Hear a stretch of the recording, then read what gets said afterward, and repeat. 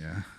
Well, it's been amazing to hear all of the innovative conversations about where Europe is going to go from here and where the transatlantic relationship is going to go from here. But I wanted to just start with your reaction to the remarks out of Washington in the last few days regarding Ukraine. Tell us a bit about... You got me into the lion's den. Yeah. Okay. Hello, everyone. So happy to be here. I used to be, until last September, the Deputy Secretary General of NATO. I also chaired innovation in NATO. It was a privilege even to visit with DIU in Silicon Valley, and then managing to establish a connection between this fantastic operation at the Pentagon with Diana and the NATO ecosystem. So thank you so much for having me. In a way, I was not surprised, because I was in office together with Jens Stoltenberg, who seems to have a connection with the Munich Security Conference in the making, or some form of arrangement, at the first Trump term. And it was very intense. And I remember vividly his administration's very, very stark statements, America withdrawing from NATO and things like that. And now, in a way, I'm not that surprised that something probably different and probably a little bit more complex than first time. So I'm not surprised that the salvo, entry salvo, is intense and creating headlines. We've seen that. What I would say, this is not the former diplomat in me. I'm a political person. I want to speak relatively bluntly here. I'm free of any official obligation now. But a remaking of the transatlantic deal and the deal of America with its global allies outside of Europe was coming anyway. For the mere fact that even with $900 billion US, let's say, for defense spent by US, which is the double of China, if the official numbers are correct, America doesn't have the resources to potentially fight 3 theater wars at the same time. It's impossible. So even if something more linear and less disruptive than what we are witnessing these very days, a new deal was unavoidable. The question, how you do it, how you engage, how you cajole your allies, how you prepare, but that's a different question. It's about execution. But in strategic, fundamental terms, a new transatlantic deal now coming about Europe and North America, because also Canada is there, with all asperities that you can see from time to time between these two North America allies in NATO, that this was coming anyway. And even if on paper the US would have, like they do today for deterrence and defense, for the new DDA of NATO, where America is today providing a lot. In case of, God forbid, of something happening in Asia or in the Middle East, anyway the US would have be put in a situation to withdraw some of its strategic enablers, some assets, and work together with European allies to compensate that. The question, how do you do it? And I think that this is, in fact, the real question. Not if we should do it, we should do it. How do you do it? Which is the tempo? Which is the deal? How much of what should Europeans invest in? Because now the risk in Europe is for some people, and I heard it a little bit also here, and you'll hear lots of European voices saying this is the time for Europe to really finally become mature and independent on its own feet. Yeah. But if you go really alone, you have to spend 8-9% of your GDP for a decade at least to be able to have what the US is offering today. So what's the contours of this deal, that's a political, strategic, and military, of course. So this was coming anyway. Of course, it came very abruptly, very suddenly. The combination between the discussion about the NATO support group yesterday in Brussels and what President Trump had as a conversation with Putin and then with President Zelensky, that's something that makes the headlines. But fundamentally, as somebody has been inside the machine room, this new deal was coming anyway, and I think it would be wise, including our American friends, irrespective of the political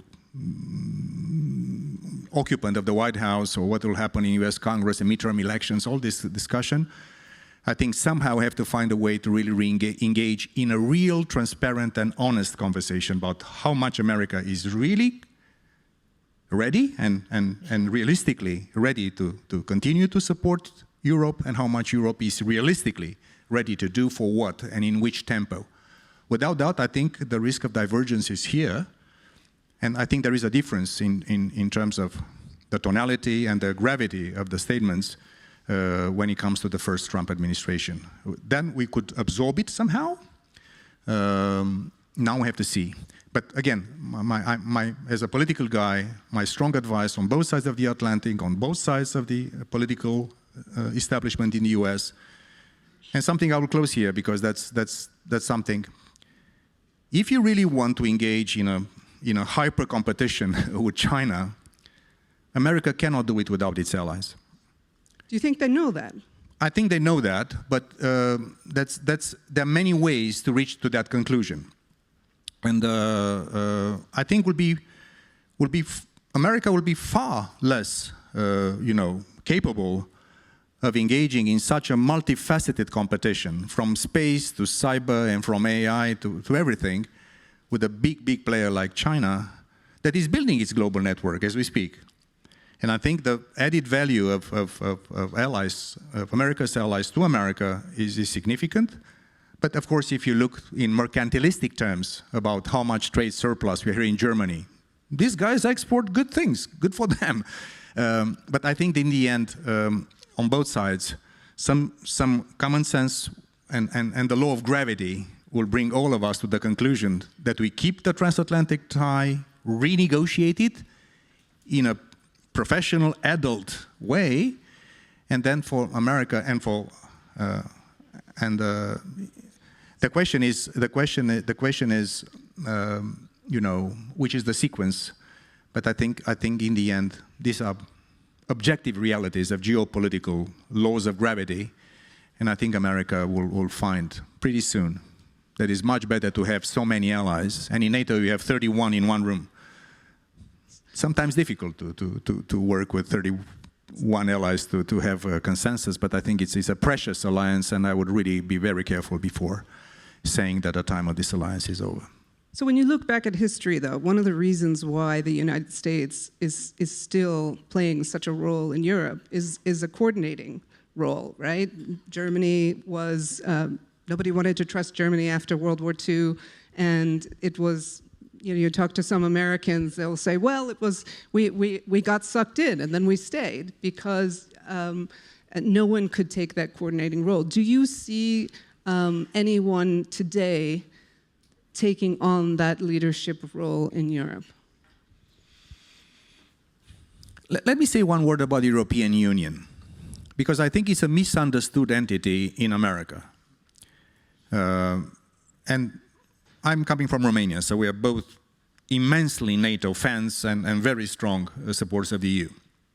European Union is a unique historical experiment. Never ever before, and the history of Europe, so bloody, so complicated, with so many, in the last century or so, America coming to the rescue of Europe so many times. And I think there is a difficulty to understand how difficult it is to really have a multinational structure, where nations decide to abandon segments of national sovereignty to a supranational entity. That's damn complicated. It's a very complex journey. Especially with a history, a geography like Europe, which is a relatively small place, is such a diverse place in languages, in religion, in history.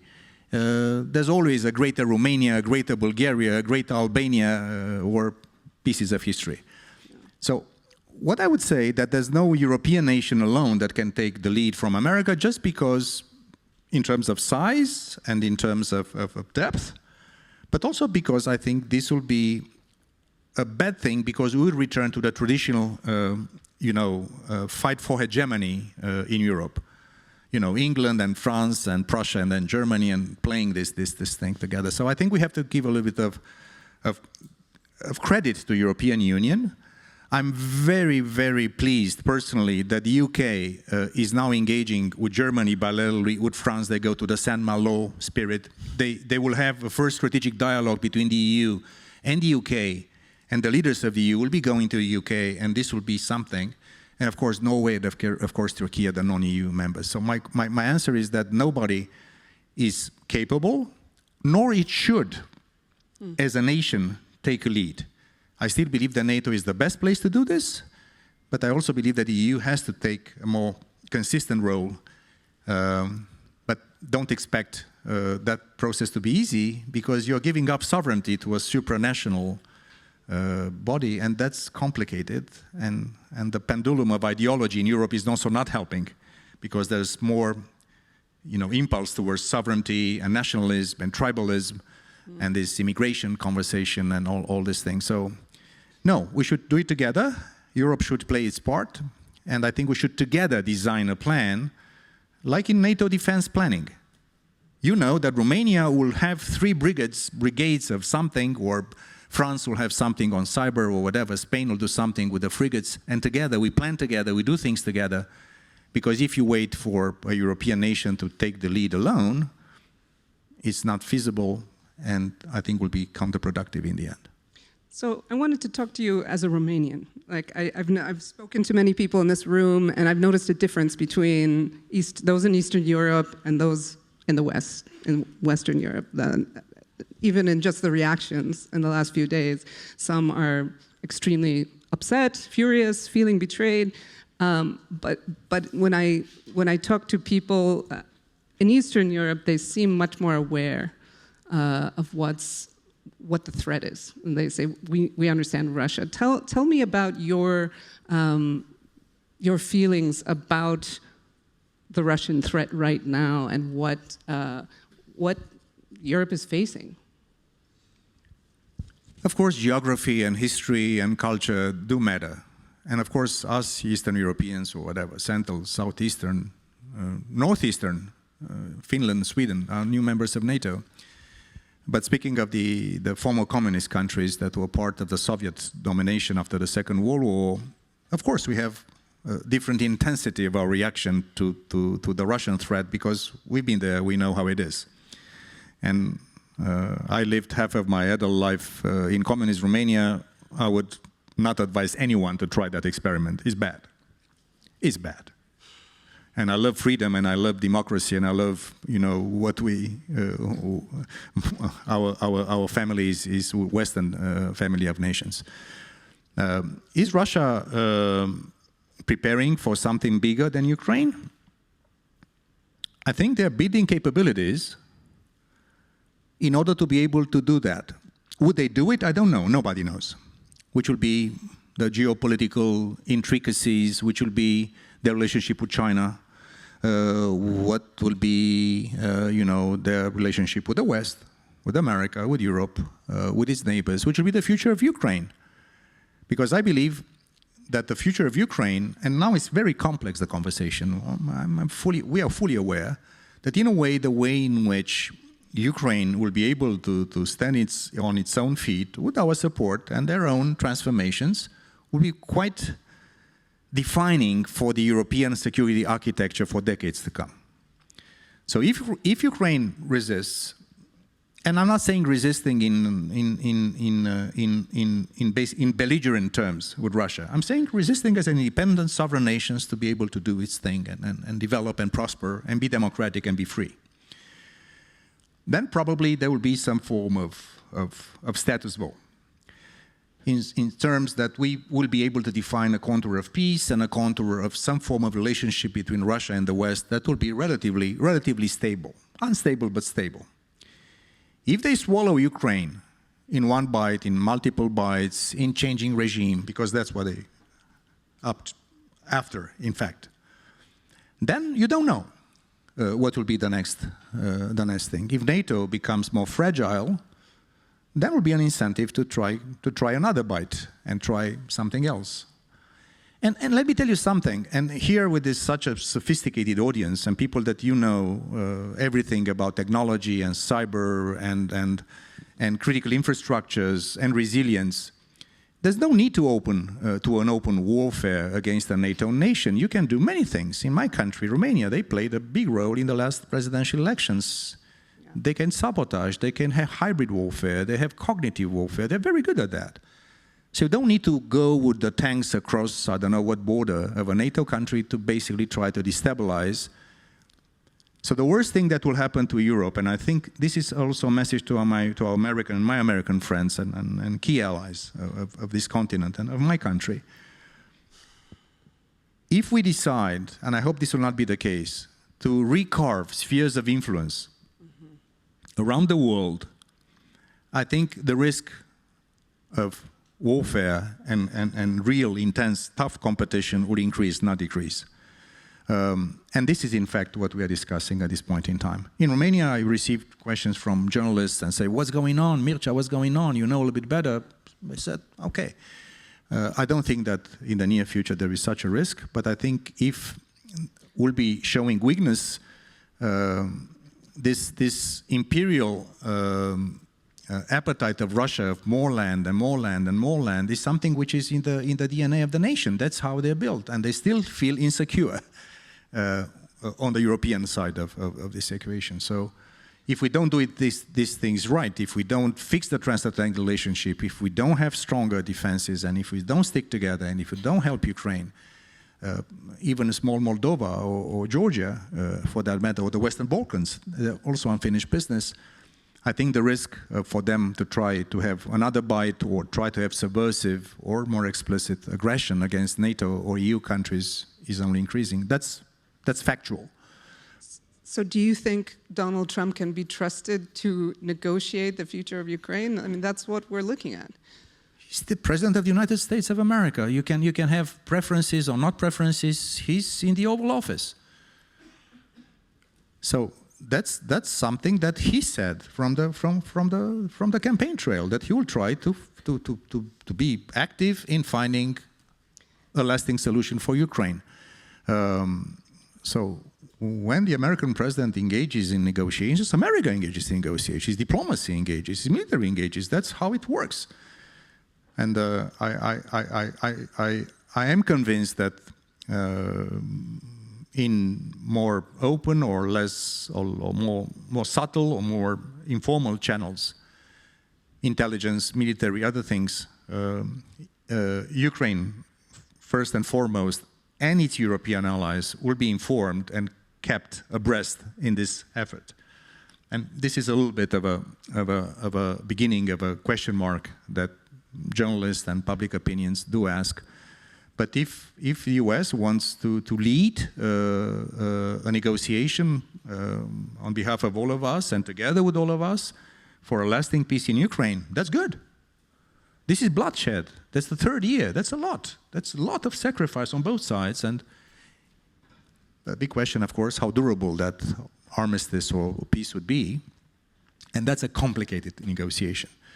So this will not happen in one day. This will not happen in 1 month. This will not happen in one meeting. This will not be happening instantly, because it's a complex, a multifaceted conversation, which is not only European conversation, it's about much more than that. It's about the Middle East, it's about Iran, it's about North Korea, it's about China, it's about the BRICS, it's about arms control, it's about rules for cyber and AI. You've seen in Paris that the US and UK didn't agree to the guardrails that some of the other players, including China, were proposing. So this will be not only about Ukraine. In fact, it's a much, much broader, multifaceted, complex negotiation. And this will take time.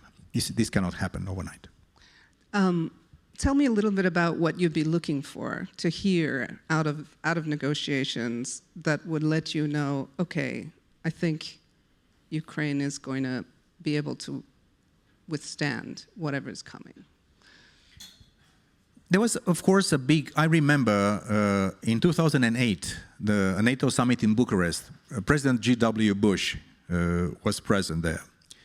And there was this attempt by US and many of the Eastern European allies, like Poland and the others, to try to give Ukraine and Georgia And I think it was about North Macedonia at that time, Macedonia, now North Macedonia at that time, a perspective to join NATO.